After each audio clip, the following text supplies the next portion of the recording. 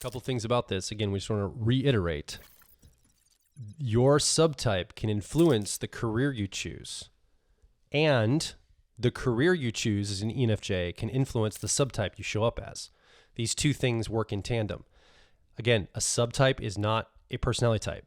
These are just flavorings. These are just the ways, these are the energies you're leaning into. They're often socialized or conditioned through the work you take on, through the family system you came from, through society you're engaged with. And you can alter these. You can lean into another energy. And on a maturation timeline, as you mature through life, you might start off life when you're young in one of these energies. And as you grow and mature, you might find other expressions of yourself and you might lean into others of these energies. You might find yourself later in life, maybe at midlife, resetting from maybe being more that dominant. You chill out, you lean back. Maybe you tip over more to the creative. You're more open in the creative space and you're not so dominant in leading things. You're more expressive. Or maybe you go into harmonizing. Like you can actually flex and flow with this over time.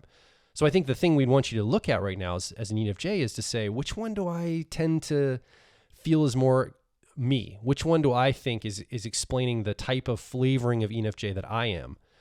And then am I in a career path? Have I chosen a career or am I looking to choose a career that would speak to that energy? Does that support me? Or maybe you want to be a little bit of a different subtype.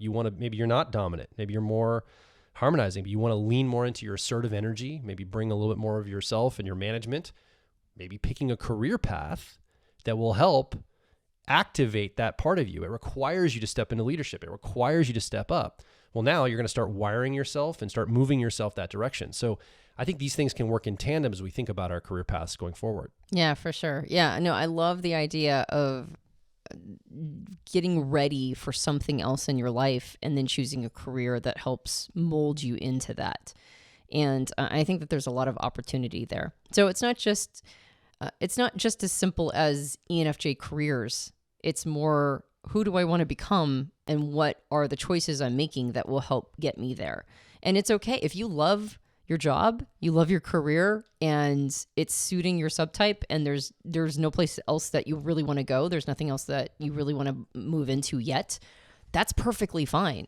But if you find yourself being pulled a certain direction, like you said, Joel, maybe I want to be a little bit more assertive. Maybe I want to have more leadership skill. Maybe I need to move into one of the subtypes or get a job that will require me to flex that part of who I am.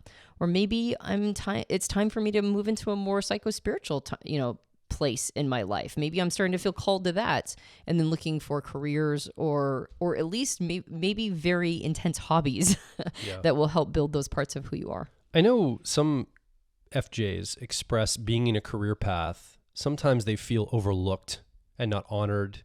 What they say is not respected or heard.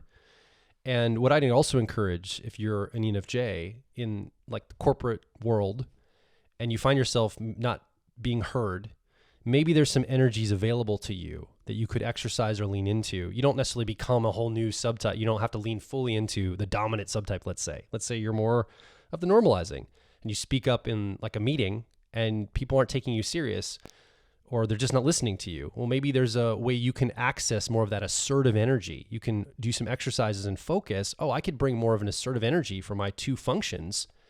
And now I'm being heard in meetings. Now I'm actually getting my ideas out there. And that gives, I think, people a little bit more flexibility in how they show up to the world. You have aspects of yourself that maybe you could exercise that you haven't even tapped into yet that are available to you. You don't have to become a different personality type. It's available to you as an ENFJ, and you can lean into that and see better results, even in the career that you're already in, as you're wired, the subtype you're comfortable with.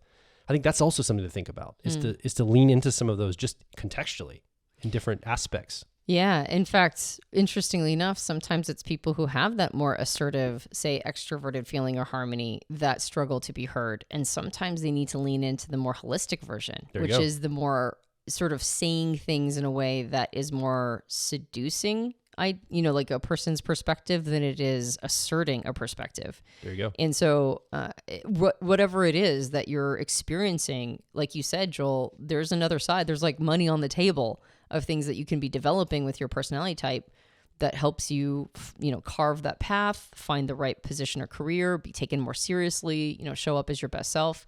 I love that type helps us identify some of those things.